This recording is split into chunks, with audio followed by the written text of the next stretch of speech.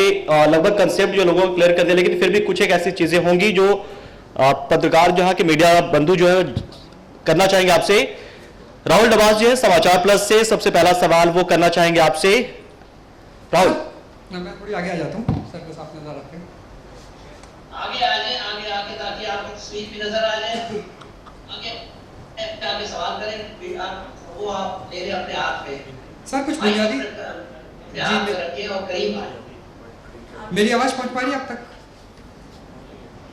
Sir कुछ बुनियादी सवाल है, जैसे आपने 50 ट्रिलियन डॉलर की बात करी है, कुछ बॉन्ड से पेमेंट हो जाएंगी या हमें डिस्काउंट एक तरीके से मिल जाएगा। मेरा सवाल ये है कि अगर मान लीजिए बिजली का बिल जो हमारे पास आता है उससे बिजली बनाने में कीमत 1800 रुपये लगती है, 200 रुपये प्रॉफिट है कंपनीज का, गवर्नमेंट ऑफ इंडिया का, और 400 रुपये हमें पेमेंट करना है, तो जो बाकी नुकसान हुआ 1500 या 1300 के आसपास वो कौन पे करेगा? कुछ सवाल और भी हैं। दूसरा सवाल आपने कहा कि जब बॉन्ड लिए जाएंगे तो ये नहीं बताने की ज़रूरत कि पैसा कहाँ से आया, कौन दे रहा है। इंडिया में एक स्कूल ऑफ थॉट है Gandhian means and Gandhian goals. हमारे लिए कहाँ से पैसा आ रहा है ये भी बहुत महत्वपूर्ण है। अगर वो पैसा ब्लैक मनी है, नेगेटिव मनी है, टेररिज्म का पैसा है, तो वो कैसे काउंटर चेक किया जाएगा सिस्टम के अंदर कि ये पैसा कहाँ से आया। तीसरा सवाल ये था कि ये कहा गया कि 5 करोड़ लोग एम्प्लॉयमेंट मिलेगी, 50 मिलियन जैसे कि आपने कहा। जब आमतौर पे कावड़ यात्रा होती है नॉर्थ इंडिया के अंदर तो हमेशा एक स्टोरी आती है कि इतने मानव घंटे इन्वेस्ट हुए, क्योंकि हिंदुस्तान में आस्था पे सवाल नहीं उठाते। तो जो 5 करोड़ लोगों को एम्प्लॉयमेंट मिलेगी वो एक्चुअली करेंगे क्या, प्रोडक्टिविटी क्या होगी? क्योंकि सिर्फ एक पैसा से एक तरफ जाता है और फिर वापस आता है, तो एक तरीके से चेन रिएक्शन समझ में आता है जो आमतौर पे मल्टी लेवल मार्केटिंग में इंडिया के अंदर हमको देखने को मिलता है।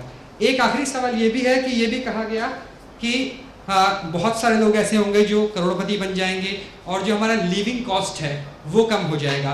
मेरा एक बुनियादी सवाल है, अगर मैं करोड़पति हूँ तो मैं किसी और के दफ्तर में काम क्यों करूँगा, और अगर वो भी करोड़पति है तो वो मेरा ड्राइवर या मेरे घर में काम क्यों करेगा, और इससे कॉस्ट ऑफ लिविंग कैसे कम होगी? अगर एक किसान भी 3.5 लाख रुपए कमाता है जो आपके प्रोजेक्ट में है, तो भैया वो अपना गेहूं भेजेगा 1 लाख रुपए टन के हिसाब से, एनएसपी सरकार को बढ़ाना पड़ेगा, तो कॉस्ट ऑफ लिविंग तो उस हिसाब से बढ़ जाएगी। क्योंकि अगर मजदूरी महंगी है, एम्प्लॉयमेंट महंगी है, तो कॉस्ट ऑफ लिविंग बढ़ेगी, कम कैसे हो?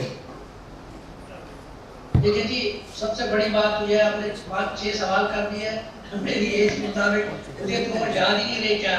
मैंने पहला सवाल जो समझा है वो मैं बताता हूँ कि आपने बिजली का कहा कि इतना तो खर्चा बिजली पर आ जाता है, तो उसका नुकसान कौन देगा? मैंने आपको बताया, आप एक होता है कि चीज जो होती है कि भाई गवर्नमेंट के पास कितना पैसा आया और कितना गया। अब आप इसको देखें कि 24 घंटे के अंदर आपको 2 साल का, कम से कम 2 साल का बजट आपकी जेब में आ जाए, वो तो आपका सवाल खत्म हो गया कि भाई पैसा खर्च किया, हमारे पास तो पैसा और बहुत बड़ा है। ये आपका पहला सवाल। दूसरा सवाल अगर एक दफा रिपीट करें तो मैं उसका जवाब दूंगा आपको कि मुझे तो भूल गया क्या है। एक सवाल करें तो मैं उसका एक का जवाब दूंगा। दूसरा सवाल करें।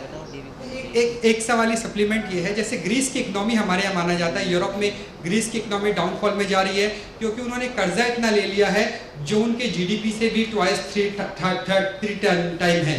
तो एक सवाल ये भी उठता है कि मान लीजिए आपके पास 2 साल या 5 साल का बजट का पैसा, जैसे आपने 30 दिनों के लिए बॉन्ड खोला, आ गया, लेकिन वो पैसा जो आ गया उसके बदले जो आपको पैसा देना पड़ेगा वो शायद उससे कहीं ज़्यादा होगा, क्योंकि 2000 में अगर 400 रुपये पे करना पड़ रहा है मतलब 5 गुना ज़्यादा है।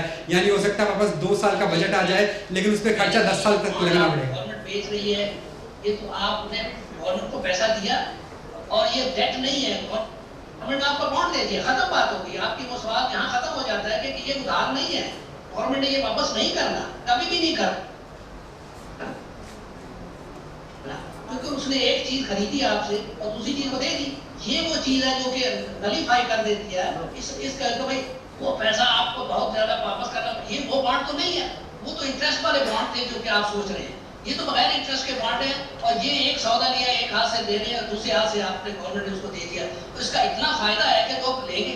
अब गवर्नमेंट को पता एक धेले का भी इंटरेस्ट नहीं रहा, एक धेले का भी उधार नहीं रहा, तो ये क्यों, इसका तो सवाल ही पैदा नहीं होता उधार। दूसरा सवाल मेरा ये था कि कॉस्ट ऑफ लिविंग कम कैसे होगी?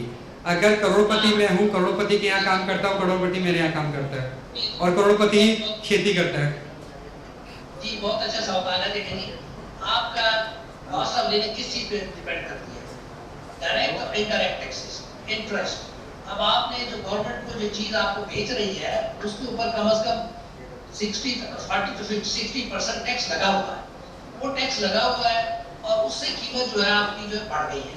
अब हमने क्या किया है कि गवर्नमेंट ने आपसे सिर्फ कॉस्ट प्राइस ली है 33%, इनडायरेक्ट टैक्सेस उसने उड़ा दिए, क्योंकि गवर्नमेंट को आपने अपफ्रंट पैसा दिया है तो गवर्नमेंट कहती है ठीक है आपने मुझे इकट्ठा पैसा दे दिया तो मैं आपका इनडायरेक्ट टैक्सेशन जो है वो खत्म कर देता हूँ। उससे हर चीज इनडायरेक्ट टैक्सेशन से ही कीमतें बढ़ती हैं। जब इनडायरेक्ट टैक्सेशन खत्म हो गया, टैक्स वैसे खत्म हो गया क्योंकि पैसा इतना आ गया, तो फिर आपकी कॉस्ट ऑफ लिविंग तो वैसे ही बेहतर हो जाएगी, चीज सस्ती हो जाएगी और फिर 3 गुना आपकी सैलरी बढ़ गई है जो कि गवर्नमेंट ने अपनाई है। इसका आप अंदाजा करें कि इससे आपको फायदा कितना होगा, आप अंदाजा नहीं कर सकते। सर 3 गुना मेरी सैलरी बढ़ी जिस